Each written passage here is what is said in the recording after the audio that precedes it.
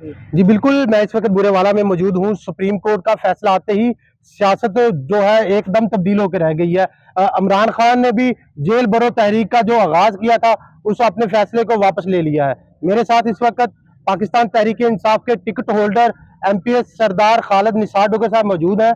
हम उनसे बात करके पूछते हैं कि वो मौजूदा जो सियासी सूरत हाल है, उस हवाले से हमें क्या कहते हैं। अस्सलाम वालेकुम जी। जी वालेकुम। जो अभी जो मौजूदा जो सियासी सूरत हाल है, इस हवाले से आप हमें क्या कहेंगे? अगर आपकी हुकूमत बनती है तो आप क्या इस जो मौजूदा माशी जो निज़ाम है, माशी सूरत हाल है, उससे कैसे निकलेंगे? जी बिल्कुल, सबसे पहले तो हम सुप्रीम कोर्ट के फैसले का खैर मकदम करते हैं, उनका एहतराम करते हैं, जिन्होंने हमें एक बहुत बड़े पॉलिटिकल जो इंस्टेबिलिटी हमारे मुल्क में इस टाइम है, उसको मज़ीद बढ़ने से रोका है।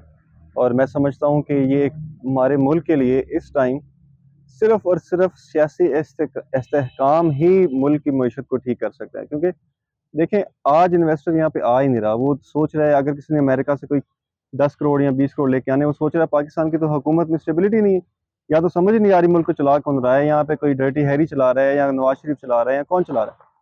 तो जब हमारी हुकूमत इंशाल्लाह इलेक्शन आएंगे, आप देखेंगे अल्लाह ताला इंशाल्लाह हमारी 2/3 अक्सरियत से हुकूमत आएगी, पॉलिटिकल स्टेबिलिटी आएगी, तो इन्वेस्टमेंट आएगी।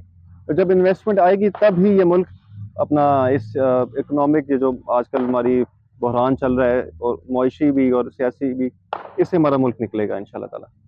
जी, आपने इनकी बात सुनी। इनका यही कहना था कि इलेक्शन होंगे तो जो मुल्क है जो माशी इस्तेहकाम से निकल सकेगा। इनका मजीद ये कहना था कि इस टाइम पाकिस्तान तहरीक इंसाफ की मकबूलियत ये है कि आइंदा आने वाली हुकूमत पाकिस्तान तहरीक इंसाफ की ही बनेगी। जी।